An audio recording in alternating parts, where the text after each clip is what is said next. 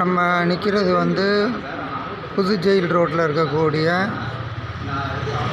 ஒரு super market மாதிரி மிக சிறப்பாக கைதிகளால் தயாரிக்கப்பட்ட பொருட்கள் வந்து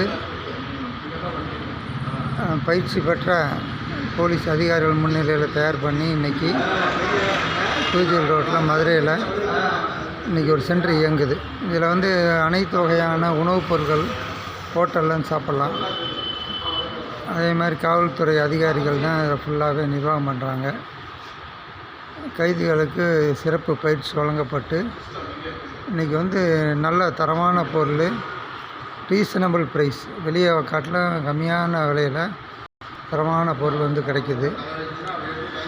உணவுப் பொருள் இருக்குது, பேக்கரி ஐட்டம் இருக்குது, அதே மாதிரி உங்களுக்கு ட்ரெஸ் மெட்டீரியல் இருக்குது, குழந்தைகளுக்குள்ள ட்ரெஸ் மெட்டீரியல் இருக்குது, வேஷ்டி ஷர்ட்லாம் இருக்குது, ஷூ ஐட்டம்ஸ் இருக்குது. அடுத்து பார்த்தீங்கன்னா ஃபர்னிச்சர் ஐட்டம் இருக்குது. சிறப்பாக நிர்வாகம் பண்ணுறாங்க.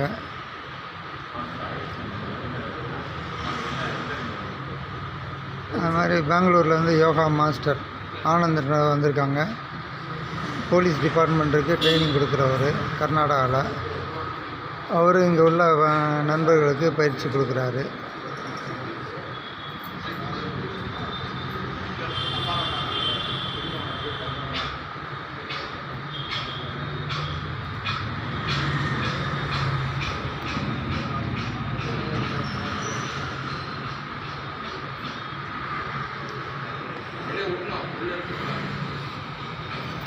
மருந்தில்லா மருத்துவம்.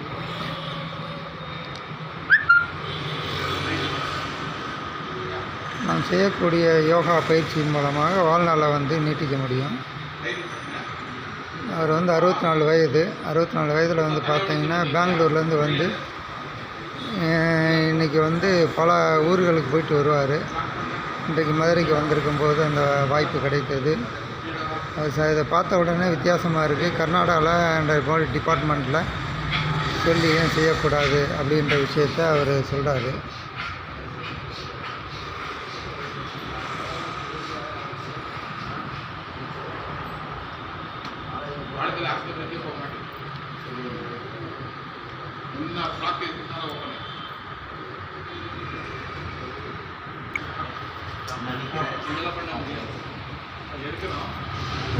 சார் உங்கள் பேர் சொல்லுங்கள். வணக்கம் சார். வணக்கம். பேர் பழனி. நீங்கள் என்னவா இருக்கீங்க? Assistant Jailer. அசிஸ்டன்ட் ஜெயிலராக இருக்கீங்க. சரிங்க சார். ரொம்ப நாங்கள் வந்து பல தடவை ட்ராவல் பண்ணி போகிறோம், பார்த்துட்டோம். ஆனால் உள்ளே வரணுன்ற வாய்ப்பு இன்றைக்கி தான் வந்தது. அது மதிப்பிற்குரிய ஆனந்த் சார். அவர் வந்து போலீஸ் டிபார்ட்மெண்ட்டுக்கு ஒரு ட்ரெயினரு, யோகா மாஸ்டரு. ஆமாம். ஏன்னா அவங்களுடைய சன்னு 2 பேர் இன்ஸ்பெக்டராக இருக்காங்க பெங்களூரில். ஆமாம்.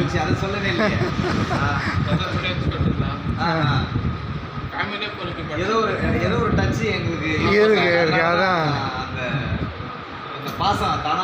அவர் போலீஸ் டிபார்ட்மெண்ட் இப்படி ஒன்று இருக்கணுன்னு உனக்கு காரை நிப்பாட்டுங்க, கோயில் போகிற கூட நிப்பாட்டிட்டு நான் உடனே இதை பார்க்கணும் அப்படின்னு சொல்லி பார்த்துட்டு கர்நாடகாவில் இல்லை. இது அங்கே அவர் சிஎம்க்கு ரொம்ப க்ளோஸ் அவர். ஆமாம். அதனால் சொல்லி அங்கே ஃபுல்லாகவே இதை பரப்பி விடுவோம். அங்கே உள்ள ஜெயில் மக்களுக்கு எல்லாத்துக்கும். இது முழுக்க வந்து சார் சிறைகள் மற்றும் சீர்திருத்த பணிகள் துறை, தமிழ்நாடு சிறைகள் மற்றும் சீர்திருத்த பணிகள் துறையால் நிர்வகிக்கப்படும்.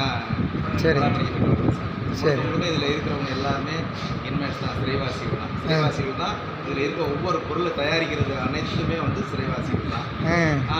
தயாரிக்கிறது போது அதை பொதுமக்கள்கிட்ட கொண்டு போய் சேர்க்கறது, அதை சேல்ஸ் பண்ணுறது, அனைத்து வேலையும் கிட்டத்தட்ட ஒரு 90% ஒர்க்கும் வந்து சிறைவாசிகளால் தான் இது பண்ணுறாங்க. ரொம்ப சந்தோஷம். ஆமாம். 10% வந்து குறைஞ்சபட்ச பாதுகாப்பில் எங்களோட மேற்பார்வையில் அவங்க எல்லாருமே செயல்படுறாங்க. தமிழ்நாட்டில் சிறப்பாக செயல்படுறாங்க. சீர்திருத்தி மறுபடியும் அந்த சொசைட்டிகளை கொண்டு போய் விடுறதுக்கு இந்த ஃப்ரீடம் ஸ்டோர் இது வந்து ரொம்ப யூஸ்ஃபுல்லாக இருக்குது. 100% ரீஃபார்மேஷனுக்கு இதுதான் சரியான வழின்றது மாதிரி எங்கள் மேல் அதிகாரிகள் உங்களுக்கு பயிற்சி கொடுத்துருக்காங்க. ஆமாம், பயிற்சி கொடுத்து அவங்க ஆலோசனையின் பேரில் நாங்கள் வழி செயல்படுறோம். மிக அருமையாக இருக்குது இந்த சிஸ்டம். ஏன்னா இது வரைக்கும் எல்லாருமே போலீஸ் டிபார்ட்மெண்ட்னால உள்ளே வரமாட்டாங்க, பயப்படுவாங்க. ஒன்று அடுத்து இது அங்கிட்டு போய் வாங்கிக்கிறோன்னு போயிடுவாங்க. ஆனால் இப்படி வந்து மக்களுக்கு உபயோகப்படுத்தக்கூடிய கலப்படம் இல்லாத அருமையான ஒரு உணவுப் பொருள், எண்ணெய் வகைகள், பேக்கரி வகைகள், துணி வகைகள் எல்லாம் பார்த்தேன். ரொம்ப சீப்பாக இருக்குது.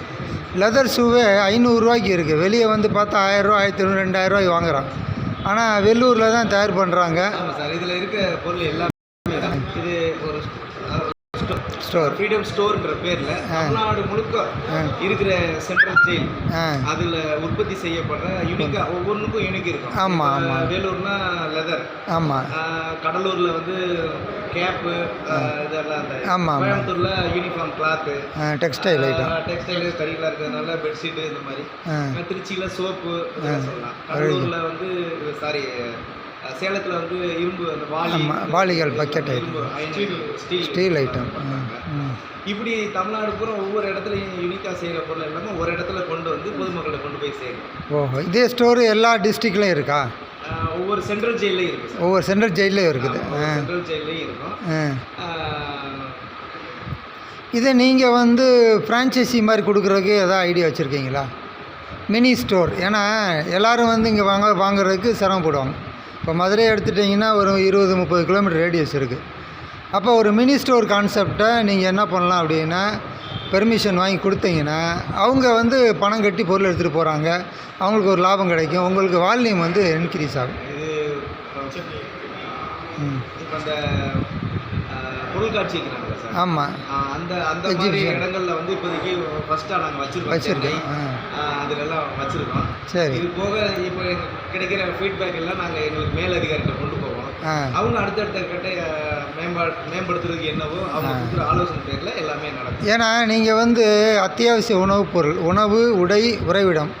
இதில் உணவு, உடை 2 பண்ணுறாங்க. உறைவிடத்துக்கு கல் அங்கே பிரிக்கு தயார் பண்ணுறாங்க. அப்போ எல்லாருக்குமே எல்லா பொருளும் தேவையானது தான். அப்போ இவங்களுக்கு ஒரு ரிஹாபிலிட்டேஷன், மறு வாழ்வு வந்து கொடுக்குறீங்க. ஒன்று.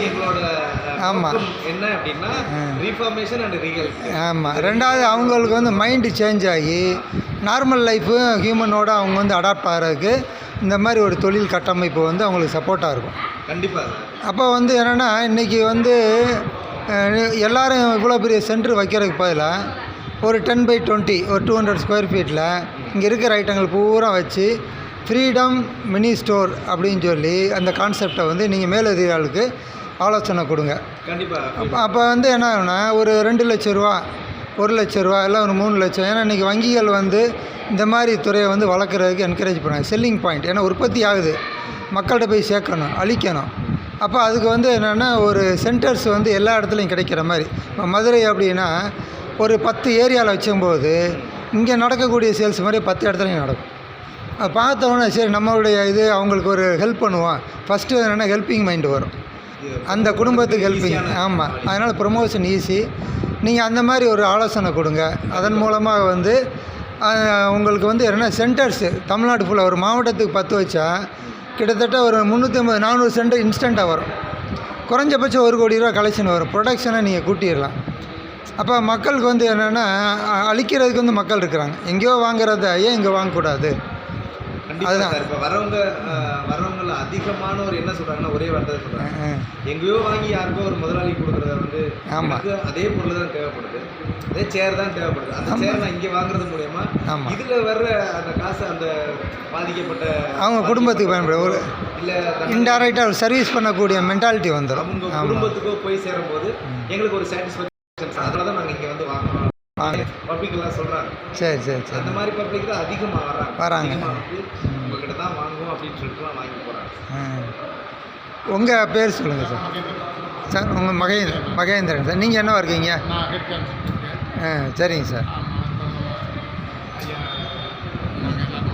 ஒரு டீம் ஒர்க்காக பண்ணுறீங்க. சரி.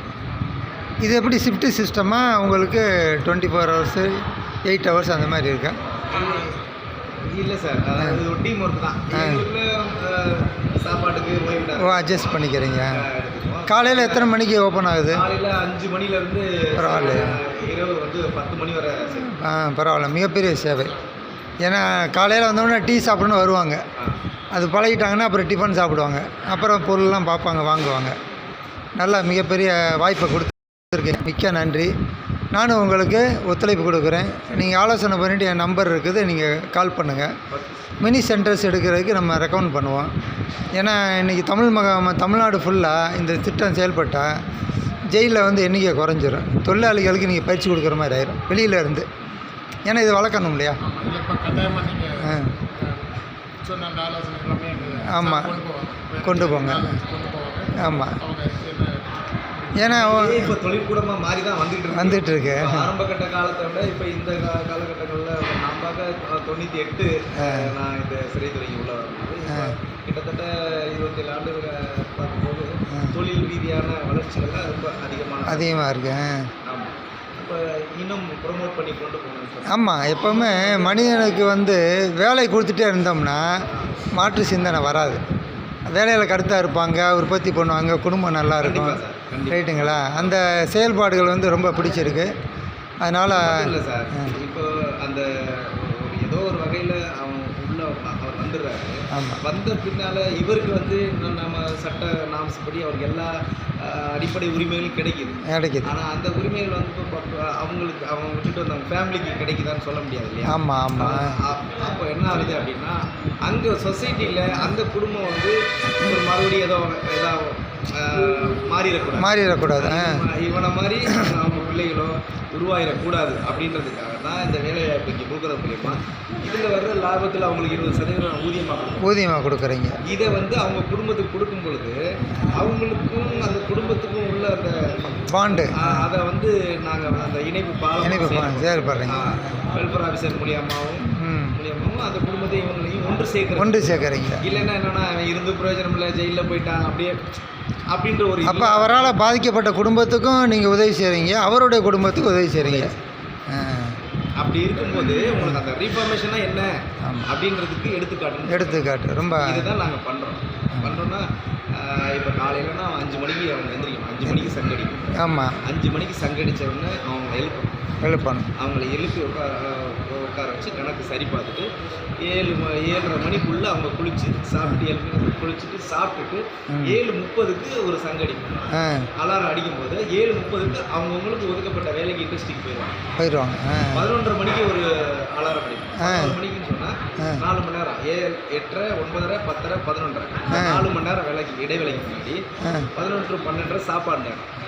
மறுபடியும் 12:30க்கு ஒரு அலாரம் அடிக்கும். 12:30க்கு அவங்க மறுபடியும் இண்டஸ்ட்ரிக்கு வந்துடுவாங்க.